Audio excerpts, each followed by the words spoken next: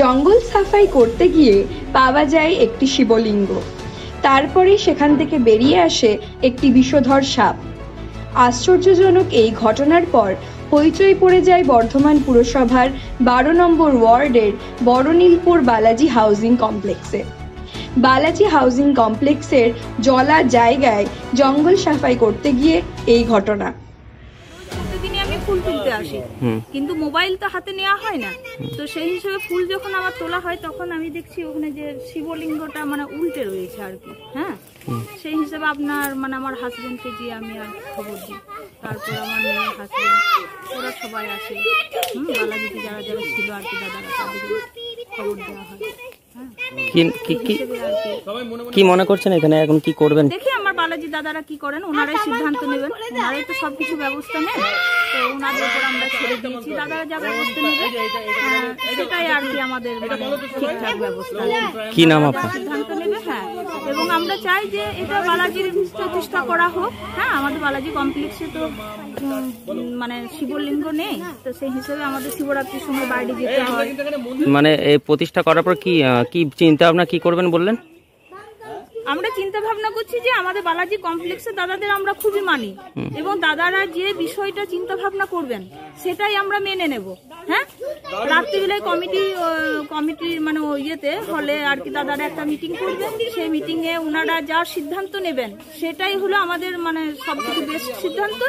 এবং আমরা চাই যে বালাজি কমপ্লেক্সের শিবলিঙ্গটা প্রতিষ্ঠা করা হোক, এবং আমরা ওই শিবলিঙ্গ মানে শিবরাত্রির দিন আমরা একটু মেয়েরা আনন্দ করব। আমাদের তো বাইরে যেতে হয়, কারণ আমাদের সীমিত সময়, সেই হিসেবে আমরা বাইরে যেতে হয়। হ্যাঁ, বাচ্চাদের স্কুলে মানে তাড়াহুড়োর মধ্যে ব্যাপারটা আমাদের থাকে।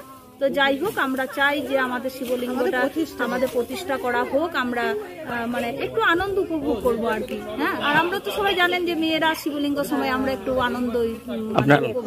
আমি বালাজি একজন বাসিন্দা। আমি আমাদের এখানে মিউনিসিপ্যালিটি থেকে অবজেকশন আছে যে জায়গাটা জলা জায়গা হয়ে আছে ডেঙ্গির জন্য, তো জায়গাটা পরিষ্কার করা হোক।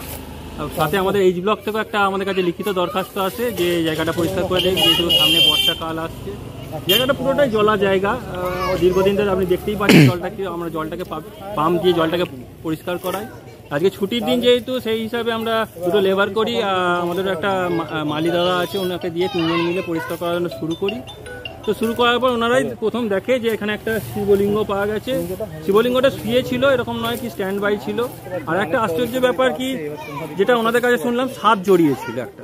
হ্যাঁ, সাথে আর একটা আশ্চর্য নিম গাছ, যেটা মানে একটা দেবত্বর জায়গা বা নিম গাছ ঠাকুরের জায়গায় থাকে। আর সাথে আরেকটা এখানে একটা গাঁজা গাছ পাওয়া গেছে। এই গাছটা কোথা থেকে এসছে, কিভাবে এসছে কেউ জানে না। ওই দেখুন, আপনি দেখতে পাবেন এখানে একটা গাঁজা গাছ শুধু রয়েছে। কি দেখলেন? এসে সাফ করতে লাগিয়ে আমরা সাফ করতে 2 হাত যখন এগিয়ে গিয়েছি তখনই ওই শিবলিঙ্গটা মিলেছে, পা গিয়েছে। তারপরে খানিক বাদে একটা সাপ বেরিয়ে পালিয়েছে মানে জঙ্গলের দিকে। তারপরেই শিবলিঙ্গ দেখার পরেই? হ্যাঁ, খানিক বাদে। কিভাবে শিবলিঙ্গটা দেখতে পেলেন? শিবলিঙ্গটা শুধু পড়েছিল, ঘাস আছে, ঘাসের ভেতরে পড়েছিল। কি করছিলেন আপনারা এখানে? আমরা একটু জঙ্গল সাফ করছি। জঙ্গল সাফ করছিলেন, সেই সময় দেখতে পেলেন?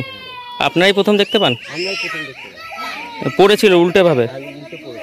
উল্টে পড়েছিল। আর তারপরে কি দেখতে পেলেন? তারপরে ওই খানিক মিনিট 3-4 পরে একটা সাপ, এরকম ছোটো মতো সাপ সব পালিয়ে